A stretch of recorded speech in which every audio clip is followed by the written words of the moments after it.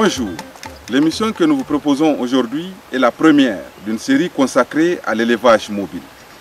Lorsque nous parlons d'élevage mobile, nous faisons référence aux éleveurs qui se déplacent avec leurs animaux, ceux que l'on appelle aussi éleveurs transhumants ou nomades. Cet élevage est souvent considéré comme un système de production qui refuse de se moderniser et qui ne contribue guère à la richesse d'un pays. Pourtant, ce type d'élevage offre des moyens déterminants de subsistance pour 200 millions d'individus de notre planète. Alors, pourquoi tous ces préjugés? Sûrement parce que nous connaissons mal cet élevage. On nous présente souvent la partie culturelle du mode de vie des éleveurs, mais on nous explique rarement comment ils tirent profit de leurs animaux. Ce sont des éléments de réponse à cette question que nous présentons dans ce petit voyage au cœur du métier de l'éleveur mobile.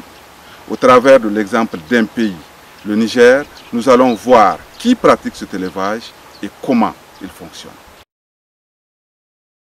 Que savons-nous de cet élevage à l'échelle mondiale? L'élevage mobile est pratiqué surtout sur les terres arides et semi-arides. Sur la carte du monde, nous voyons que ces zones occupent près de 40% des terres. Ces zones sont sujettes à peu de pluie et de longues périodes de sécheresse. Cette surface est le double des terres cultivables. Maintenant, pour mieux comprendre ce système d'élevage, changeons d'échelle et faisons un zoom sur le Niger. Ce pays est situé plus précisément en Afrique de l'Ouest. La croissance démographique y est parmi les plus élevées du monde. Avec aujourd'hui 13 millions d'habitants, la population du Niger atteindrait environ 20 millions en 2015. La grande majorité du pays est constituée du Sahara.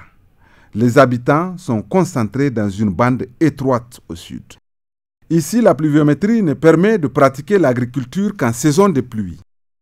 Sur cette bande et sur une zone plus aride au nord et dans certaines poches du Sahara se pratique l'élevage. Cet élevage est presque en totalité mobile. La région de Zender, dans laquelle nous allons prendre pour la suite des exemples précis, est représentative de ce pays. Du point de vue économique, l'élevage représente le deuxième produit d'exportation du Niger, avant l'agriculture et après l'uranium. Il apporte donc une richesse considérable au pays. Mais qui sont les gens qui créent cette richesse au Niger? On pense souvent que l'élevage mobile est une pratique marginale effectuée en zone pastorale par des groupes nomades qui ont hérité ce métier de leurs parents. Leurs troupeaux sont gérés au niveau de la famille, mais ce ne sont pas les seuls propriétaires d'animaux. On trouve également des agriculteurs qui ont pu investir petit à petit dans le bétail et qui sont devenus transhumants. Dans les zones rurales, les agriculteurs possèdent tous des animaux. Dans les zones urbaines, les commerçants, les fonctionnaires de l'État, presque tous les citadins ont des animaux. Ces dernières catégories d'éleveurs confient généralement leur bétail aux familles nomades. Connaissons-nous vraiment comment les éleveurs mobiles mènent leur métier? Au premier abord, voici comment nous voyons le déplacement des éleveurs. Au même moment, des éleveurs vont au nord, d'autres au sud, pendant que certains vont à l'ouest, etc., etc. Tous ces déplacements semblent irrationnels. Mais est-ce vraiment le cas? En réalité, une diversité de facteurs permet aux éleveurs de décider quand et où ils vont se déplacer. Le premier facteur de mobilité est l'animal, cœur du système. En fonction des races élevées, les éleveurs ont besoin de se déplacer différemment pour accéder à des ressources fourragères spécifiques.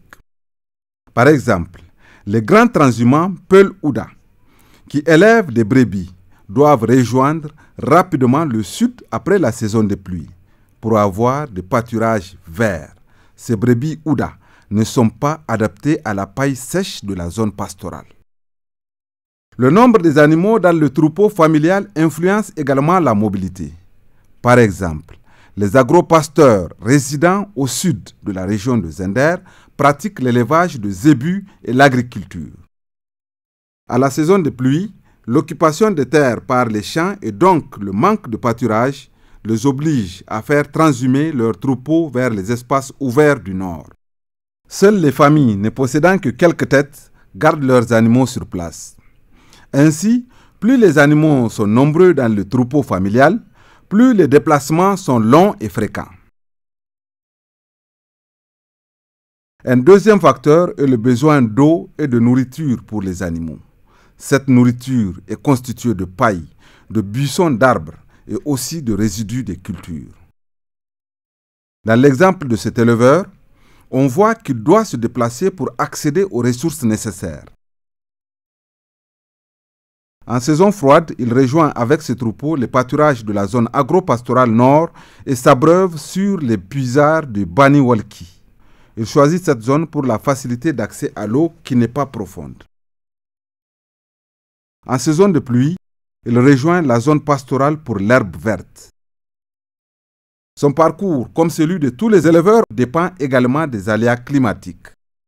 Ainsi, si la pluviométrie n'était pas bonne dans la zone de Bani Walki et donc la paille insuffisante, il essaiera de rejoindre une zone plus propice.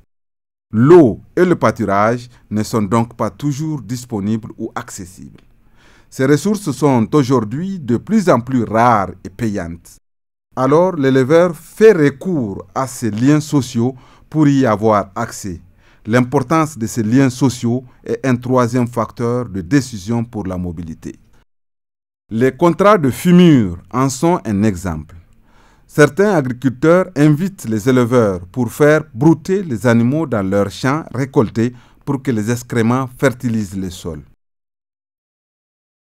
Une diversité d'autres liens de réciprocité similaires existe entre les éleveurs mobiles et les sédentaires, mais aussi entre les éleveurs eux-mêmes. Un quatrième facteur est l'importance de la proximité des marchés. Ici, l'éleveur s'arrête régulièrement sur les marchés de son parcours pour vendre des animaux. Il dynamise ainsi fortement l'économie locale de la bande agricole. Par exemple, sur le marché rural de Gidigir, la période de présence des éleveurs transhumants dans la zone fait plus que doubler les ventes de bétail. Les éleveurs payent des taxes et le produit de leur vente est directement réinvesti par leur achat de ravitaillement. Un cinquième facteur principal dans la mobilité est la combinaison de l'élevage à d'autres activités comme par exemple l'agriculture, les caravanes commerciales et l'exode. On voit donc que la mobilité n'est pas le fruit du hasard, il est bien le résultat d'une stratégie bien réfléchie. Notre analyse des facteurs de mobilité nous permet maintenant de définir trois types d'éleveurs en fonction de leur mobilité. Ceux pratiquant une grande mobilité, une mobilité moyenne et une mobilité minime. Parmi les éleveurs pratiquant une grande mobilité, on rencontre des grands transhumants éleveurs de zébus et de brebis. Leurs troupeaux sont généralement importants. Ils n'ont pas de puits. Ils sont donc très mobiles. Ils passent la saison sèche au sud de la région de Zender et au Nigeria. Ils rejoignent les enclaves de pâturage entre les champs en saison de pluie. Après les récoltes, ils font des grands déplacements pour profiter des résidus de mil, haricots et arachides. Leur mobilité les amène ainsi à parcourir annuellement jusqu'à plusieurs milliers de kilomètres. D'autres grands transhumants sont des éleveurs de dromadaires. Ils n'ont pas de puits non plus. Ils pâturent en saison de pluie dans la bande intermédiaire, juste au nord des champs, et descendent au sud en saison sèche jusqu'au Nigeria. Les caravaniers éleveurs de dromadaires aussi sont très mobiles. En saison froide, ils viennent de la région d'Agadez et parfois vont jusqu'au Nigeria. Ils y troquent des dattes et du sel qu'ils se sont procurés dans le Kawar contre des céréales. Ils profitent également des pâturages de la région. Les éleveurs pratiquant une mobilité moyenne sont essentiellement des éleveurs de zébus et de dromadaires. Les éleveurs de zébus qui pratiquent une moyenne mobilité ont moins d'animaux que les grands transhumants et pratiquent souvent l'agriculture pluviale. Ils fréquentent la zone intermédiaire agro-pastorale.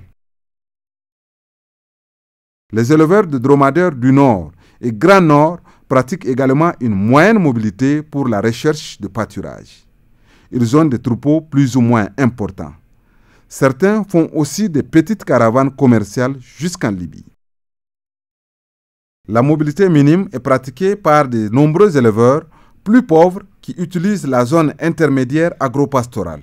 Ils ont peu d'animaux, donc sont peu mobiles, généralement zébus et chèvres. Ils pratiquent également l'agriculture et d'autres activités comme le petit commerce d'animaux et l'exode. Après cette typologie, abordons la question environnementale. Cette mobilité dégrade-t-elle l'environnement? Prenons un exemple pour illustrer simplement ce qui se passe. Voici une vache attachée à un piquet. Elle broute et piétine la totalité de l'herbe à la portée de sa corde. Le sol et le pâturage sont rapidement dégradés. C'est un peu ce qui se passe dans les troupeaux peu mobiles qui gravitent toute l'année autour du même puits. Le pâturage et les arbres y sont très dégradés. Voici une vache dans un troupeau mobile. Elle est habituée à choisir la paille qui lui convient et donc dégrade moins les pâturages. Sur les parcours des animaux plus mobiles, l'environnement n'est pas aussi dégradé. Ainsi, dans le contexte sahélien, plus l'élevage est mobile, moins il est dégradant pour l'environnement. Inversement, plus il est sédentaire, plus il dégrade l'environnement. Notre émission arrive à son terme. Alors, que retenir de ces éléments? Tout d'abord, les diversités de mobilité qui existent sont des stratégies importantes pour l'élevage au Niger. Elles sont adaptées aux aléas climatiques des zones arides. Cet élevage mobile dynamise fortement l'économie. Du point de vue environnemental, tant qu'il reste mobile, l'élevage est peu dégradant. Nous avons essayé d'ouvrir une porte de compréhension sur un métier pour lequel on a encore beaucoup de choses à vous faire découvrir. Nous espérons vous revoir bientôt dans l'émission suivante, Inch'Allah. Merci.